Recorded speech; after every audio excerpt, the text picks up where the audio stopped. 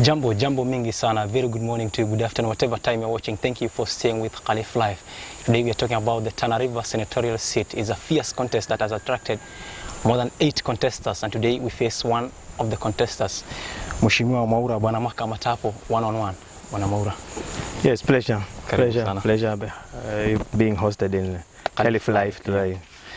As we told you, Khalif Live strives to be the best interviewing agency here in Tana River County. As we try to bring all the leaders who are aspiring to be senator, indeed, or the governor's seat. First of all, Bwana Maur, welcome to Khalif Live. Thank you.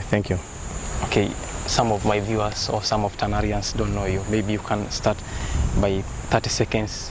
Who is Maur Matapu? Okay, fine, thank you. My names are Maur Abdullah Bwanamaka Matapu. I hail from the Pokomo community in the subgroup of Kinakomba, domiciled the village of Fanjua.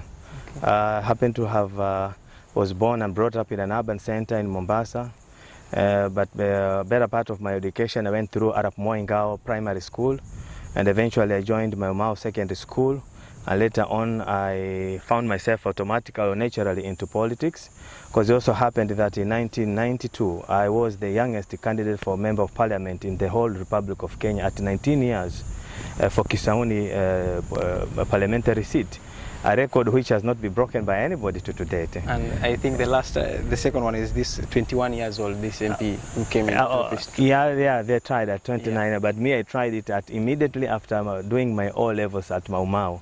Okay. The following year I was running. I was such ambitious and such brave, such strong. And funny enough, I was able to score around 2,700 votes. And again, later on in life, as I pursued my business career, I developed myself so much in business because from school, I'm the kind of character who never followed the option of trying to find. In fact, my first quest for employment was representative employment. Okay. And ever since, I have not scavenged for any other form of employment other than developing myself in business. Okay. And yeah, I ended up finding myself establishing my own company in logistical handling, federal freight and transport. That is somewhere around in 1995. That's where I started doing my own personal business. Wow, that's quite amazing introduction. Yes, and eventually I also happened again to have been the youngest fella to have founded a political party, that is Chama cha Uzalendo, at 33 years. Okay. So basically, when people are talking about youth leadership, I have done my best to walk the talk. It's just not about people coming telling us that, I mean, the future is yours or you are the leaders of tomorrow. Yeah. For me, I've always been trying it practical. Yeah. To an extent, even in 2007, again, I also happened to have been the youngest person who was attempting to run for President of the Republic of Kenya. But then you're not mentioning the part that you ran for different places at the same time. In 2017, you ran for Kisauni, at the same time running for Tana. That is trash. That can best be discussed by people who are not exposed or have not gone to school. Can you talk about that? It's not possible. Okay. IEBC, actually, I wonder, because IEBC at the nomination, they have to check that thing. How come IEBC, people are saying that you ran for you to run for any political seat anywhere in the Republic, you have to have a nomination certificate. Yeah. So in this case, there's no way one character can be issued the double nomination certificate, that you have a certificate to run in one area and again another one to run in another area. Okay. That's not possible. Again, IBC, for it to clear you to run, you have to pay their nomination fees. So they can never receive double nomination for different political constituencies in favor of the same person. It's not possible. It's not possible. Okay. And again, when they go further to that, I always tell somebody, whoever is alluding that I was running in Kisauni, per se in Mombasa, and running in Tana River, I have results for my contest in Tana River. I always offer them 5,000 for them to give me results for Kisauni or Mombasa, and none brings them up. Okay, Mheshimiwa, I think we have seen the info track information that you are the second one with 22% after Hassan Dukicha. That's based to InfoTrack. I'm not talking about that today, but let's talk about this. Yeah. You're running for the office of the senatorial seat in Tana River County. Yes. Why you are not the others? Why you specifically? Why me is because I understand the devolution. Okay. And up and above understanding devolution, I'm also a revolutionalist. Okay. Because the intention of devolution was to cause a change in the status and lifestyle of the people. Yeah. In this case, devolution has not achieved that. it has remained to be a system for the elites, the educated. It has not been... Actually, some people are claiming, saying that it doesn't bring any change. It doesn't, because so far has been arrested by elitism. It has been reduced to a system that is there to cater for the needs and interest of the educated elites so you only. Change that story. So for me, I've seen where the lacuna is. Yeah. For me, I've seen where but it's not just only in Tana River, in as much as Tana River is heavily affected by that. Yeah. But again, it is a problem that is prevalent the whole of the Republic of Kenya. Yeah. Therefore now, I as a revolutionalist, and having seen where the gap is, I want to come in and be an instrument of curing that.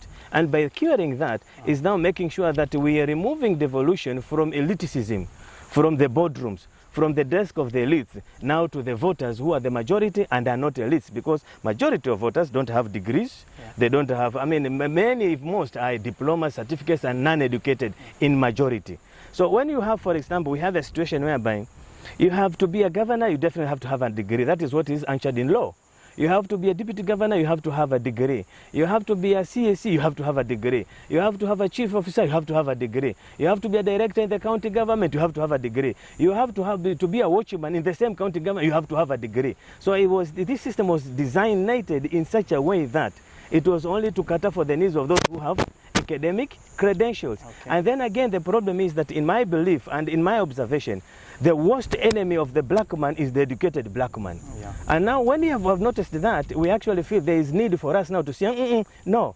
Devolution purpose is to make sure that it devolves power, resources, and empowerment to the grassroots. So you find that today we have devolution which is running, yeah. And you come to a county like Tana River, yeah. We don't have a county development committee. Yes. And we need to have a county development committee, which by law compels the governor, senator, women rep, members of parliament, MCAs, and stakeholders to always have meetings and to have the development plan which is observed and monitored by them under the guidance of the senator who does the job of the oversight. And then you also have to have a ward development committee. A ward development committee brings on board the senator, the MCA, and then the stakeholders in that ward. So that if like there's anything that has to be done in a specific area, you find that the people involved, they are involved, actually they're involved in their own development. Other than today, you find that they say, this is Chewele ward. And somebody all of a sudden speaks up an idea that there has to be built a toilet. And all of a sudden a budget is set aside for building that toilet. And then again somebody goes ahead, now they come and hire professional mourners to come and say that they participated in public participation and approved of the same.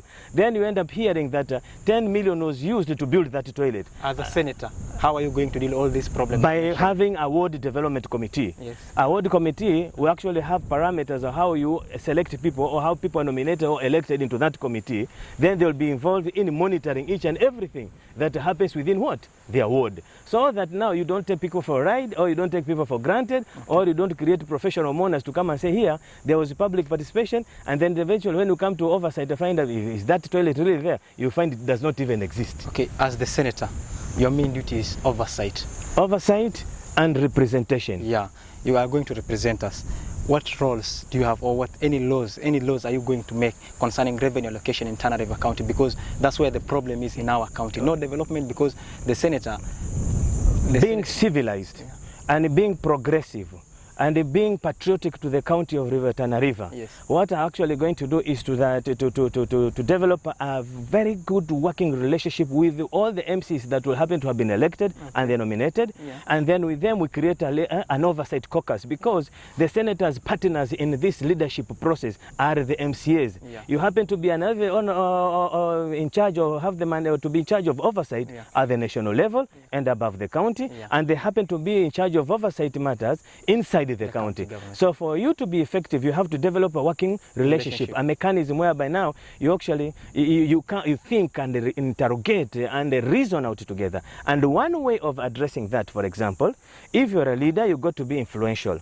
You can't be a leader where you can't influence people. No, we are going to sort out the problem. Problems are solved by men, because yeah. Most problems are also created by men. Yeah. You understand? And now in this case of this particular one, exactly what we're going to do, yeah. Is, for example, you encourage the MCAs to propose a bill whereby you are going to have like a budget for ward development, whereby each ward has to have an account with access to 50 million shillings for development in that particular ward. So that as we are moving every financial year, at least every ward has an equal access to development fund. Now. politics of Tana River is based into tribal politics. It is not based into tribal politics. It is primitively has been anchored in such. Alhamdulillah, 2022, the game plan has changed. Initially, and it's very unfortunate, and I will also plead with the media to stop propagating or profaning that, because the more you keep on hyping or reminding people that we are tribal, you are tribal. I mean, being tribal is not progressive. Being tribal is being primitive. Where people are diversity, have this kind of diversities, they're supposed to be encouraged to benefit from each other, not to benefit from each other. So there are those who have always loved to drive politics because lazy politicians, their only weapon is to whip emotions, and also negative emotions, so that it becomes easy for them. You divide them, they're able to pass through and rule them. But now you find in 2022, you see we have multi-ethnic approaches to politics. We have UDA, you have the party that now has previous nemesis, now they are campaigning together. You have Governor Dado. My other question is this, Mheshimiwa. 14% of the Tana River land is arable, and yet the county suffers for food insecurity. Yet we have River Tana, which is not a seasonal river, it's a throughout river. How are you going to help our scheme? Because now, as we speak, agriculture is under county government. Well, you see, as a senator, my mandate when it comes to such is largely inspirational. Largely inspirational. And up and above largely inspirational, I will tell you, okay, fine, you're talking of 14. I mean, the whole of river, 37,000 square kilometers of Tana River land is arable. Don't be fooled by anybody by being told that 14% is what is arable. Let me tell you, forget about research. Let's go to Israel. The whole of it is a desert. But you go to Nairobi and you find the mangoes, juice, produce of Israel. Where are they growing it from? Does Israel have a river? No. We have 800 kilometers of river. It's because the white man thinks, we don't think, we are praying too much. That's where the problem is. So it is about conditioning the mindset of our people. And again, now finding capital. Other leaders, for example, United Arab Emirates. What is in United Arab Emirates? It is cheaper to buy a packet of mango juice in Dubai than it is to buy it in Hola, where we are producing mangoes naturally. Here, why is it cheaper in Dubai? It is cheaper because the Arabs there, they sat and thought. They went up to the World Bank, International Monetary Fund, they borrowed the money, they invested in building capital, building capacity building. They did not steal the money they borrowed from IMF or World Bank. And now they have a beautiful country for themselves. The black man here goes and borrows and starts stealing and take that money to the private account. That's where the problem is. So as a revolutionist, you have to be honest. You have to be prudent. You have to be focused. You have to have objectives to make sure that now our next serious business, it is war against poverty. Now you mobilize these people, you influence them to agree that we have to fight poverty. Unfortunately in Tana River, what I've noticed is that we find the poverty as sunnah. We believe that if you're poor, you're going to go heaven. So we love poverty. So with such a mindset, how do we succeed? So first of all, you have to decode this mindset. You have to inspire and tell people, look, you can get rich. You are not going to be a millionaire, but creating an enabling environment will allow people now to start living decent lives. And that's exactly what is the business of a leader. Okay, now let's go to this. You've talked about youth, your youthhood, you spend it in leadership. We have a lot of things going currently. How are you going to work on the rights of the youths? Because youths, their rights are being diminished. You see some youths, they are being taken without any further consultation. We have around 10 youths that are missing. I have issues to do with the current, this generation of youths. I'm not very comfortable with them. Probably it's because most of them are byproducts of this 844 system that withdrew the cane from schools. I don't understand, because when we went to school, I mean, the kind of the discipline we had and the kind of care we got from our teachers, I can see it's quite very different from what these guys are behaving, because the youth, the current generation of youth is of guys who are highly disoriented, not ambitious, not focused. Even the discipline parameters are very low. But now, for them to succeed, they lack someone to show them. No, they don't lack. I can say so, maybe, but they need a dictator to whip them back to action, to proper attitude. Because if we are going to allow them to do the way things as they wish, they are going to continue getting rottenness. Because I really trying to, like for example in Tana River, they don't have a big brother to help them get exposed. I'm trying to play that role by finding people, external companies that can employ. I've started to just the other day I managed to get 60 positions for security guards.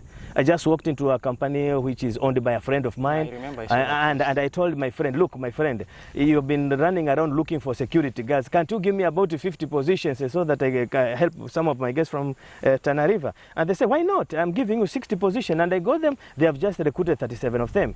I'm also looking forward to do a career development conference for the youth. Where you bring, the youth courage to come over together, and if you do a conference whereby you can also invite other big time employers, blue chip companies, encourage them to come to see Tana River, that we have raw human resource that can be modeled and to be whatever they wish. And if it works out, I know I will have succeeded in helping quite a number of guys get exposure that they have. As a leader from Tana River County, yes. When you go to other counties, yes. How do you feel people saying? Jealous. How do you feel people saying that Tana River is the only county without single university, without single? I feel bad. I feel bad. Company. I feel bad. Single industry. I feel very and bad. You have all this land. We are going to solve that. How are you going to solve that thing? Yes, as we are talking, yeah. I have 4 ranches in the Gariseni, okay. Kiritu, Kitangale, Kibusu, and Kordeltu. Yes. I've succeeded to get them an investment partner that is going to pump 15 billion in the development of a palm oil production plantation and palm oil industry, and in the palm oil processing industry at the Delta. And again, they'll also be a great job for the youths of Tana River. Over 5,000 jobs. Wow, that's more amazing. Than what we need. You understand? Yeah. And just not creation of jobs. Injecting 15 billion of private investment in your county, my friend. I mean, you're going to convert all my people here, the Orumas and the Bokomos I were there, into Arabs. That's exactly what it is, because they'll be having money. So, I'm talking of something that we have, just the other day we have finished doing soil testing and analysis. We are actually waiting for the report from Carlo. It's a government agency. So I'm not talking about that I shall do. I'm talking about it is right ongoing. Now. Whether I win, I don't win, the investment has to come, because our county, we have to rescue it from this menacing poverty. And it is a war, it is a jihad that we have to fight to make sure that we are getting poverty out of our county, Tana River County. So, and again, we also have like issues. Now, you have just coming here to visit Bura Irrigation Scheme, NIB. Yes. I'm not comfortable with the way these guys have been running their venture. Okay. I find this is an institution that has reduced our people of Tana River into slaves, because you cannot have an organization or a national organization putting up an investment here for the last 43 years, then you go to irrigation and you see those people living in abject poverty. And yet in history, it's the second largest irrigation scheme. I mean, what impact does it have in the economy of Tana River? Absolutely nothing. So we have issues. We have to fight them. Yes, we have to fight the national government. We have to fight the national government. It's either national government puts in money to make sure that that irrigation system operates as is desired, and with the local management. You don't bring an institution like that one here and then you also come impose people who don't have feelings or have national and local objectives, local inclinations, local you understand? Through, yeah. You just bring some failures, political failures from wherever, and then you bring them here. And then you become board of chairman there, you become directors there, and you start siphoning government money because you don't care about the local people. Now, I mean, what is the essence of having NIB here? Just taking our land. Look at the people, look at even the migrant residents here who came to settle here to be farmers here. They have no development with that any scheme. Look at the locals, they were Iluanas, and they have nothing. Absolutely. Look at they are poor. So what is the point of us having that scheme?